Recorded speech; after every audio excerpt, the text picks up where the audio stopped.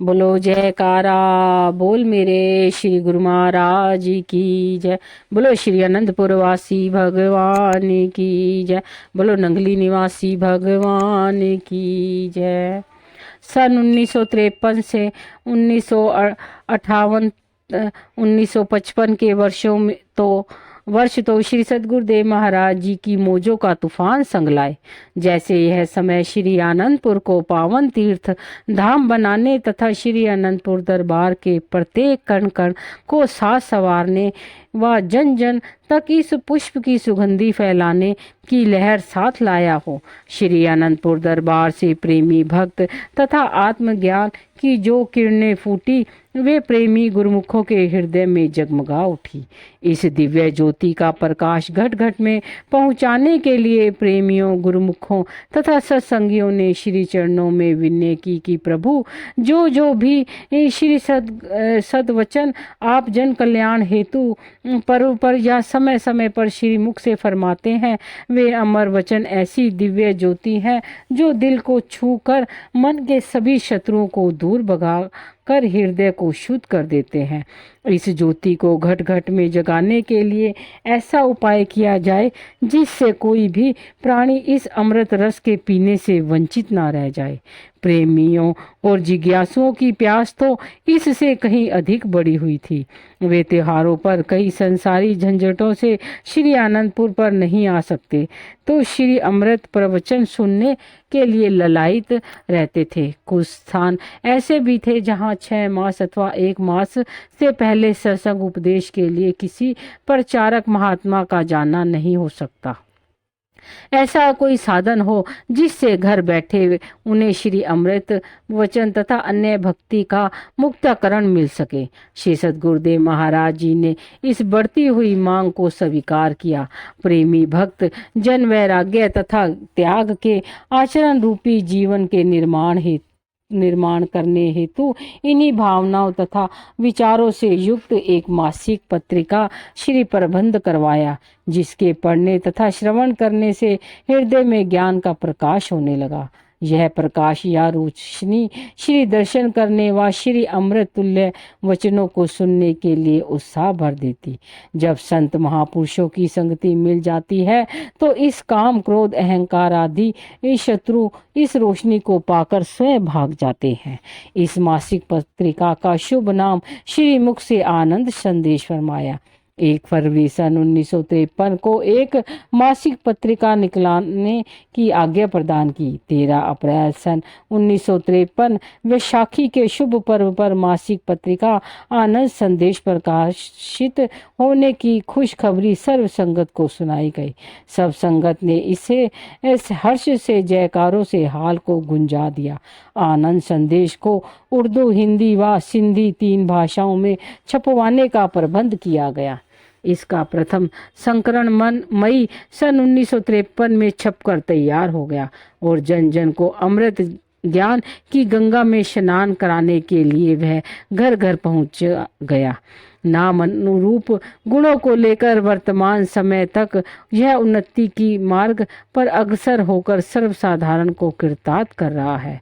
इसमें श्री सद्गुरुदेव महाराज जी श्री 3री पातशाही जी, श्री सद्गुरुदेव महाराज जी श्री 4थी पातशाही जी एवं श्री सद्गुरुदेव महाराज जी श्री 5म पातशाही जी के समय समय पर होने वाले श्री अमृत प्रवचन तथा अन्य महात्माओं व भक्ति ज्ञान वैराग्य से युक्त विचारों को एकत्रित कर कथा, लेख, भजन, श्री अमरवाणी आदि विभिन्न रूपों में प्रकट किया जाता है, जिसे पढ़कर प्रेमियों को असीम लाभ हुआ और हो रहा है। इस ज्योति स्तंभ कहा जाए तो अनुपयुक्त ना होगा। यह पूर्ण संत महापुरुषों के मिलाप का एक साधन है, साधक के लिए पथ प्रदर्शक है। इसी से जीवन के आनंद रूपी संदेश को प्राप्त कर सर्वसाधारण को लाभान्वित हो रहे हैं। श्री आनंदपुर दरबार की संगतें व अन्य जीवों को भारत के तथा विदेशों में जहाँ भी भक्ति के जिज्ञासु थे और हैं, सबको यह आनंदमय संदेश पहुँचता रहा और पहुँचा रहा है। इसने जीवन में नया रंग, नई उमंग, नया साहस, भक्ति की प्रतिभाशाली तरंगित करने का कार्य पूर्ण रूप से निभाया और निभा रहा है। इस मासिक पत्रिका के प्रकाशन के लिए श्री सद्गुरुदेव महाराज जी, श्री तीसरी पातशाही जी ने आनंद संदेश के लिए श्री आनंदपुर सत्संग आश्रम में आनंद प्रिंटिंग प्रेस स्थापित करवा दिया। श्री आनंद संदेश के साथ साथ धार्मिक पुस्तकें भी अर्थात भक्ति सागर, भक्ति दीपक, सार उपदेश, आनंद रामायण आदि अन्य पुस्तकें भी प्रकाशित की गई। प्रेमियों की मांग को पूरा करने के लिए यथासंभव नई धार्मिक पुस्तकों को वर्तमान समय तक पूरा किया जा रहा है।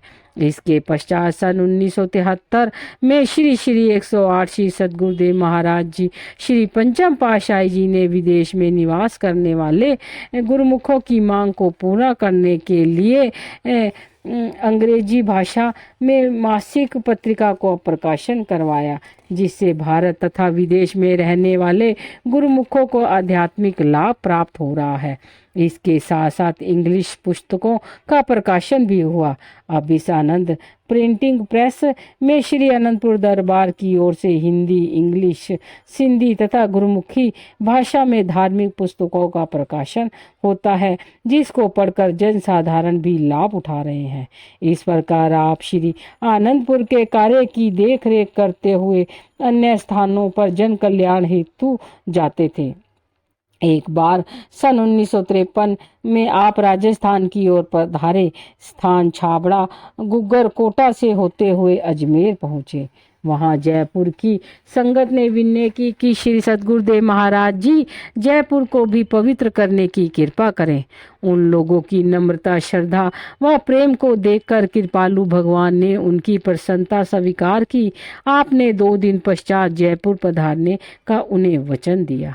अब जयपुर की संगत व महात्मा परम विवेकानंद जी परस्पर सलाह करने लगे कि श्री सद्गुरुदेव महाराज जी के ठहरने के लिए एक ऐसा विशाल भवन होना चाहिए जहां जयपुर की संगत आकर श्री दर्शन का लाभ उठा सके। उन्होंने अत्यधिक देखभाल की। ढूंढने पर पता चला कि एक सेठ ने नई कोठी बनवाई है, परंतु वह सेठ श्रद्धालु ना था। जयपुर में एक भक्त सत्संगी की उनसे जान पहचान थी। उस सेठ जी के साथ चर्चा की कि हमारे श्री सद्गुरुदेव महाराज जी 2-3 दिन के लिए जयपुर पधार रहे हैं। अगर आप अपनी नई कोठी उनके ठहरने के लिए दे देंगे तो बहुत अच्छा होगा। सेठ जी ने कहा कि अभी तो मैंने इसका उद्घाटन ही नहीं करवाया। भक्तों ने कहा कि 3-4 दिन बाद करवा लेना। उनके आग्रह पर सेठ जी ने कोठी भक्तजनों को सौंप दी। उसी दिन साय समय आपने जयपुर में कृपा की। महात्मा परम विवेकानंद जी ने अभिवादन के रूप में काफ़ी तैयारियां की हुई थी। सेठ जी से ली हुई कोठी में जाकर कृपा की। दिन रात सत्संग की पावन धारा बहने लगी। उसी दिन रात्रि समय भक्त लोग उस सेठ जी को भी श्री दर्शन के लिए बुलाकर ले गए। आपके सम्मुख आते ही उसने अपनी तन बदन की सुधि ही खो दी। श्री दर्शन ने उसे ऐसा मतवाला बना दिया कि वह श्री छवि को देखते ही देखते समस्त वृत्तियों को खो बैठा। आप उस समय प्रवचन फरमा रहे थे, इंसान माया का परवाना बना हुआ है। यदि कभी इस माया को पीठ दे तो पता चले कि यह छाया की भांति उसके पीछे कैसे दौड़ती है।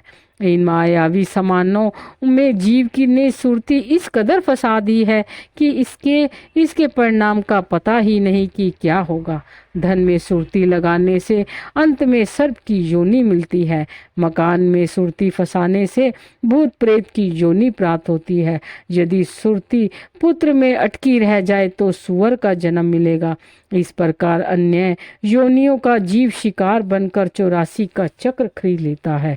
यदि यही सुरती संत महापुरुषों के दिए हुए सच्चे नाम से जोड़ी जाए तो अंतिम समय में यह सुरती प्रभु के धाम में पहुंचा देगी, जहां पुनः आवागमन के चक्र से छुटकारा मिल जाता है।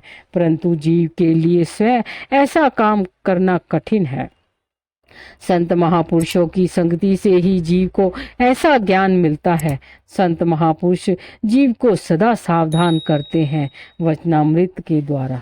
वैसे तो जिस धरती पर संत महापुरुष स्वयं कृपा करते हैं उस धरती का वातावरण निर्मल बन जाता है। उनके पावन वचनामृत श्रवण करने से मन की चंचल वृत्तियां शिथिल हो जाती हैं। मन स्वयं भक्ति मार्ग को अपना लेता है। संत महापुरुषों की संगति ही जीव के विचारों में परिवर्तन ला सकती है। अतः संत महापुरुष के समागम आवश्यक है। मनुष्य संत महापुरुषों की संगति प्राप्त कर अपना कल्याण करे। यह वचन सेठ जी के मन पर बाण की तरह लगे। उसने सोचा कि शायद यह महापुरुष मेरे लिए ही वचन फरमा रहे हैं। संत महापुरुष तो स्वाभाविक ही ऐसे वचन फरमाते हैं जो जीव के संकल्प विकल्पों को मिटा दे। सत्संग समाप्त हुआ, सब संगत अपने घर लौट गई, किंतु सेठ जी वहीं बैठे रहे। सेठ जी ने जन्म जन्मांतरों के कलुष जैसे एक ही पल में धुल गए हों। उसने अपने दिल रूपी दर्पण में जैसे श्री सद्गुरुदेव महाराज जी दिखाई देने लगे।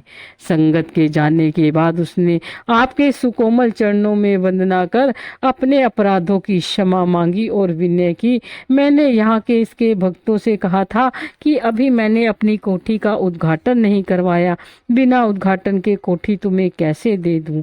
अब मैं अपना विचार प्रकट करता हूँ। जिन महापुरुषों की वाणियों का पाठ करवाकर मैंने मुहूर्त करवाना था, वे महापुरुष आप साक्षात हमारे घर में पधारे, अथवा जिन देवताओं की मूर्तियां रखकर पूजन करना था, उन देवताओं के देव ने नर रूप धारण कर यहाँ कृपा फरमाई है। हम जैसा भाग्यशाली कौन होगा, क्योंकि जिनके दर्शन के लिए हजारों मील से प्रेमी आते हैं, उनको भी एकांत में इतना समय आपके श्री दर्शन करने का शायद ही नसीब होता होगा। आपके श्री दर्शन तथा अमृत प्रवचनों ने मेरा कठोर हृदय मोम की तरह नर्म कर दिया है। मैं किस मुख से आपकी उपमा का वर्णन करूं। आप साक्षात भगवान हैं। हम जैसे जीवों को आप दिव्य दृष्टि देखकर सत और असत की परख करवाने आए हैं।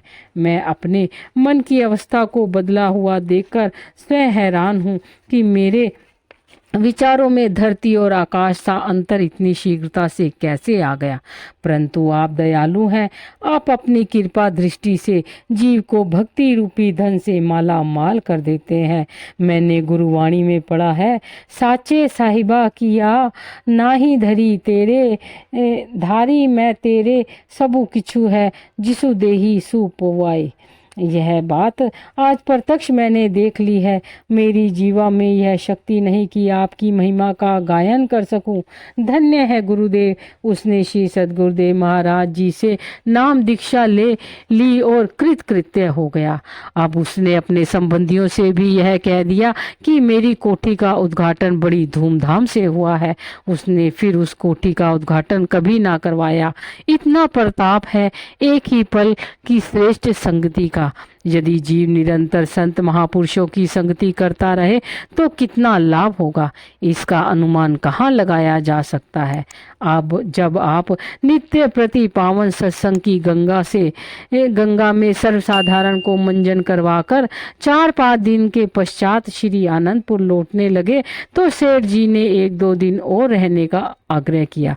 यह विनय की कि दीनदयाल हम जीवों के अवगुणों को ना निहारते हुए इस भवन को अपना ही समझकर यहाँ पधारने की कृपा करते रहिएगा। यह मेरी हार्दिक अभिलाषा है। आप उस स्थान को कृतार्थ कर और आशीष से उसके दामन को भरकर श्री आनंदपुर में पधारे। जब जब भी आप कुछ दिनों के लिए जन कल्याण हेतु बाहर जाते तो श्री आनंदपुर के प्रेमी शरणागत उन दिनों आपके वचनानुसार सेवा में तथा आपकी याद में एक एक क्षण चकोर की न्यायी बाट जोने में लगाते। जब आप श्री सद्गुरुदेव महाराज जी श्री तीसरी पातशाही जी की कार सुरीले मन हरण करती हुई वापस आती तो श्री आनंदपुर की धरती का कण कण और प्रेमियों के हृदय शरद पूर्णिमा के विधु को पाकर कैरव कुसुम की तरह खिल उठते। कार के हारन जमीन व आसमान की बांसुरी की धुन की न्यायी गुंजा देते। प्रेम दीवाने उस प्रेम की मधुरिमा को पाकर पुनः मस्ती में झूम उठते। श्री आनंदपुर तो मानो यह चाहता है कि मेरा एक एक कण श्री कर कमलों से निर्मित हो, ताकि मैं भी अपने सौभाग्य पर इठलाऊं। श्री आनंदपुर में शरणागतों की संख्या दिन प्रतिदिन बढ़ती जा रही थी। जिन शरणागतों की संख्या बढ़ती, उतना ही श्री सद्गुरुदेव महाराज जी अत्यंत प्रसन्न होते, क्योंकि उनकी जन्मों से बिछड़ी हुई रूह अपने धाम में पहुंच रही थी, जिनके हृदय में वे सब रचनाएं रच रहे थे। वे उच्च संस्कारी तथा आतुर प्रेमियों को, अर्थात रूहों को, जो आपके श्री चरणों में शरणागत होना चाहती थी या भक्ति की अभिलाषा थी, उन्हें निज स्थान पर पहुंचा हुआ देखकर तथा अपने श्री सद्गुरुदेव महाराज जी श्री दूसरी पातशाही जी के वचनों को पूरा होता हुआ देखकर प्रसन्न हो रहे थे। अत्यधिक प्रसन्नता आपको इसलिए हुई कि आप जिस कार्य को पूरा करना चाहते थे वह संपूर्ण हो रहा था। आपने जैसे अपने ध्येय को पूरक को प्राप्त कर लिया हो। इसका विवरण इस प्रकार है। बोलो जयकारा बोल मेरे श्री गुरु महाराज की जय। बोलो साचे दरबार की जय।